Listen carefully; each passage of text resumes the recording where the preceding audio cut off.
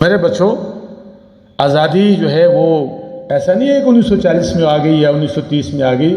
شروع سے مسلمانوں نے قربانیاں دی۔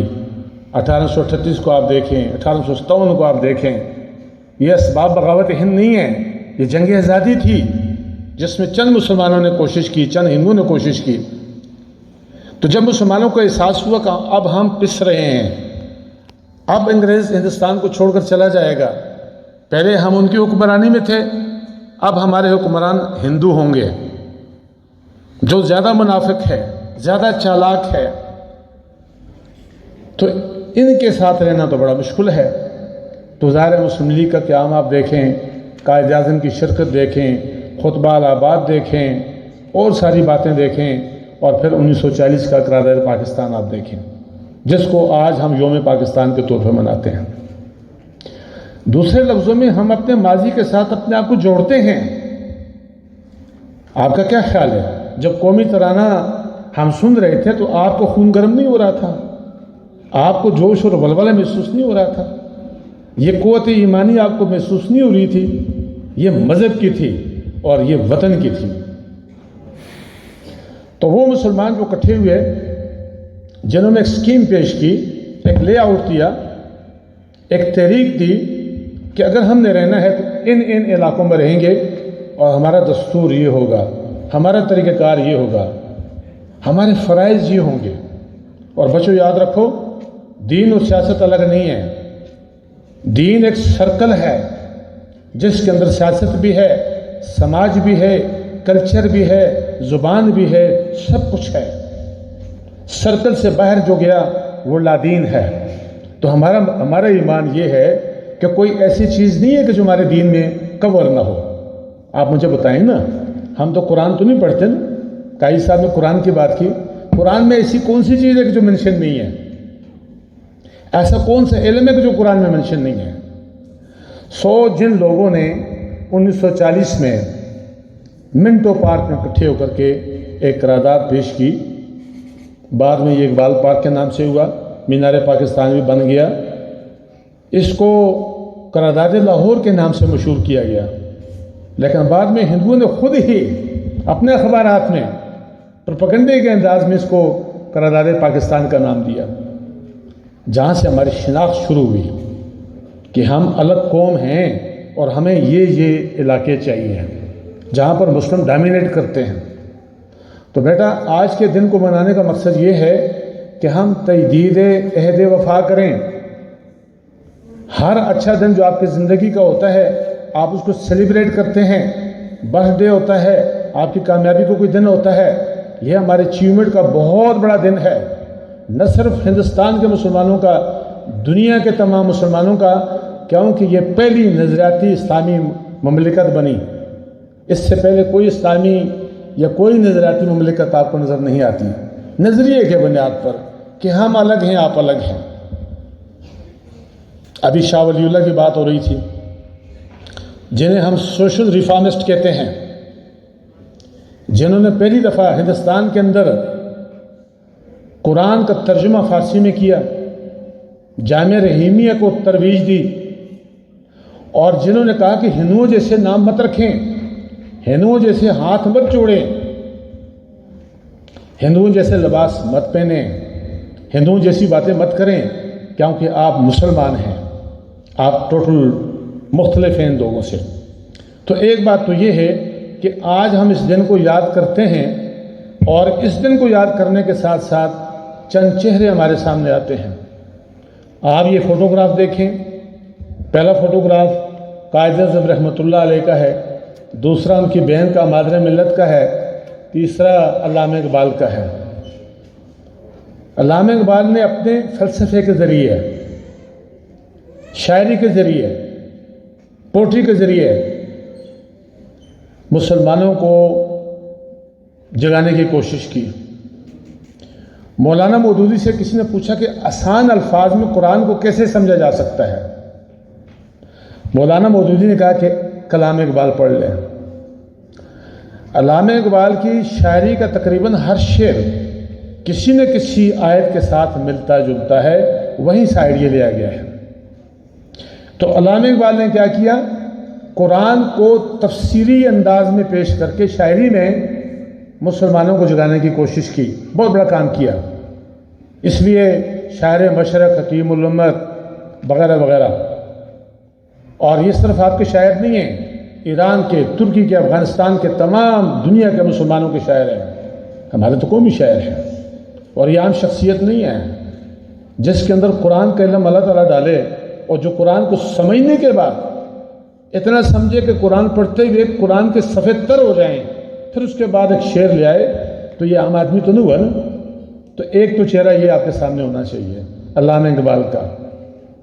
اب دوسرا جو چہرہ ہے قائد اعظم رحمۃ اللہ علیہ کا، وہ شاعر تو نہیں تھے، لیکن ان کے الفاظ میں صداقت تھی، سچائی تھی، بددیانتی نہیں تھی، بڑے اسٹیٹمن تھے، اسٹیٹمن شپ ان کے اندر موجود تھی، سچے انسان ہیں۔ یہ میں نہیں کہتا، یہ آپ کے ہندو لکھاری کہتے ہیں، کرسچن کہتے ہیں، انگریز کہتے ہیں کہ قائد اعظم اپنی ذات میں یونیک تھے۔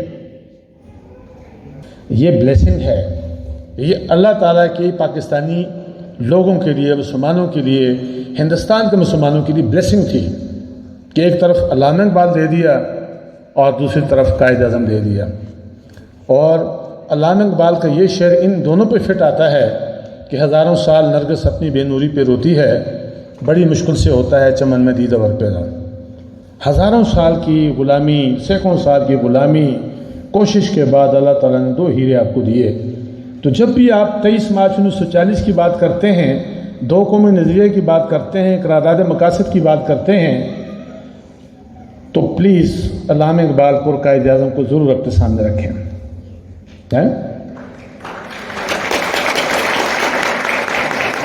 وہ شخص جب ڈھاکہ میں انگلش میں تقریر کرتا ہے تو راستے پہ چلتے کوچوان بھی کھڑے کو سنتے ہیں، لوگ پوچھتے ہیں کہ آپ تو انگریزی نہیں جانتے، آپ تو ان پڑھ ہیں، الٹریٹ ہیں، تو وہ جواب دیتا ہے کہ یہ جو کچھ کہتا ہے صحیح کہتا ہے، میں اس لیے سن رہا ہوں۔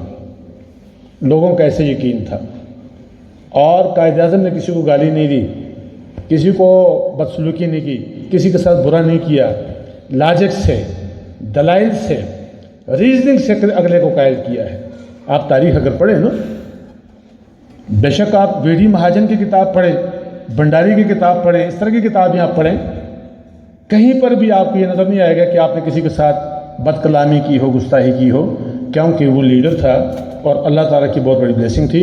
تو whenever you see in your backward history, in the back history, the Pakistan resolution, please also see towards the pictures, the photos, and particularly personality of Allama Iqbal and Qaid Azam Rahmatullah alayh. پھر بیٹا دیکھنا نہیں ہے، ان کو follow بھی کرنا ہے۔ میں بس عائشہ عالم سے کہوں گا کہ جو ان کے کلام کا خلاصہ ہے بچوں کے لیے علامہ اقبال کا، اس کو پورٹرے کر کے وہاں لگائیں، اور علامہ قائد اعظم کی وہ اسپیچز جو کہ پشاور ہم اسلامی کالج میں بچوں کے ساتھ ان کو دیکھتے ہیں، ڈھاکہ یونیورسٹی میں دیکھتے ہیں، پنجاب یونیورسٹی میں دیکھتے ہیں، وہ جو اسپیچز ہیں ان کو بھی وہاں پر لگائیں۔ آج ایک بچے نے جنا کیپ پہنی جس کا اب فقدان ہے، کیا اچھا ہو کہ پاکستان اسٹیٹ ڈپارٹمنٹ کے اندر آپ لوگ آئیں اور آپ کا سفید لباس ہو، اوپر آپ کے یہ واسکٹ ہو اور جنا کیپ ہو۔ اگر لا ڈپارٹمنٹ میں بچے بحیثیت لائر آتے ہیں اور وائٹ لباس میں آتے ہیں اور اوپر شیروانی یا واسکٹ پہن کر آتے ہیں، just to affiliate them with their profession, تو why not you people to affiliate with the ideology of Pakistan and the founder of Pakistan, بابا آف پاکستان۔ یاد کرتے رہتے۔ دوسری بیٹا بات یہ ہے، سر 3 منٹ باقی، کہ 1971 کی وار کے بعد، ڈس انٹیگریشن آف پاکستان کے بعد، مشرقی ونگ کے الگ ہو جانے کے بعد، ہمارے جو قومی رہنما تھے انہوں نے سوچا کہ پاکستان کے لیے، پاکستانیوں کے لیے ایک مضمون پاکستان اسٹڈی جو ہے اس کو پرپوز کیا جائے۔ یہ 71 کے بعد ہے، 72 کی پالیسی میں ہے۔ پہلے یہ ایز اے سبجیکٹ آیا، پھر as a discipline as a department آیا، اور ماشاءاللہ جاب اس کی اچھی، اگر آپ کے پاس ڈگری ہے، اگر آپ جاتے ہیں مارکیٹ میں تو بہترین جاب آپ کو ملتی ہے، کیونکہ ہزاروں کی تعداد میں اسکول اور کالجز جو ہیں وہ ہمارے دائیں بائیں موجود ہیں. تو don't mix your department with other department of the university. اگر مجھے موقع ملے دوبارہ, instead of being the professor of education, I would like to be the professor of Pakistan study.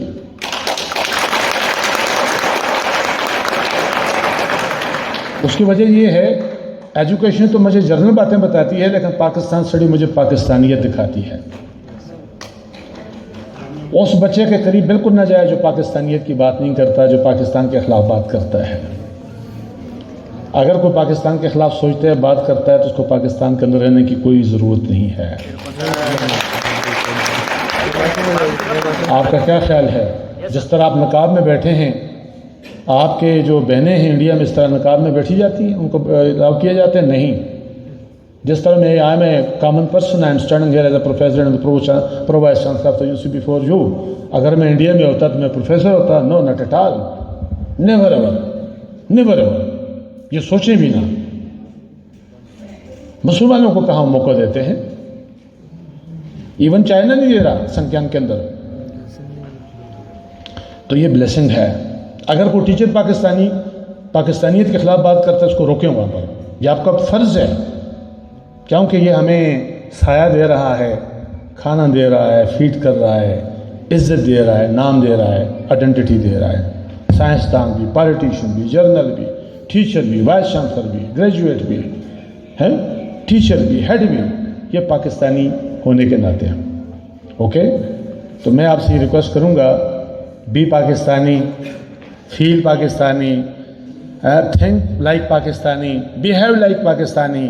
آپ کا جو گفتگو ہے, آپ کا جو انداز ہے, آپ کا جو طریقہ ہے آنے جانے کا ہے, one should easily recognise you that you are the student of the Pakistan study. یہ کوئی مشکل بات تو نہیں ہے. میں نے کہا نا کہ ایک سوٹ آپ لے لیں اور ایک واسکٹ لے لیں اور جنا کٹ لے لیں. اگر ہے تو مجھے بھی دے دیں, میں پہن لوں. دیں تھوڑی دیر کے لیے, میں یہی پہن لوں.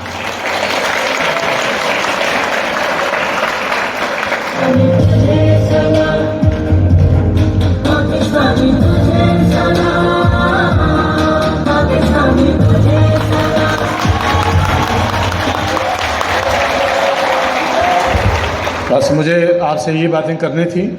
اب آخر میں چاہتا ہوں کہ آپ میرے 3 نعروں کا جواب دیں, اور ایسے دیں جس طرح کے ایمان کی حد تک دیں. ٹھیک ہے نا؟ تو سب سے پہلے پاکستان زندہ باد. آپ نے کھڑے ہو کر جواب دینا ہے. پاکستان زندہ باد. قائد اعظم زندہ باد. علامہ اقبال زندہ باد. پاکستان کا مطلب کیا؟ لا الہ الا اللہ. بہت بہت شکریہ. بیٹھے. زندہ باد. بہت شکریہ. Thank you.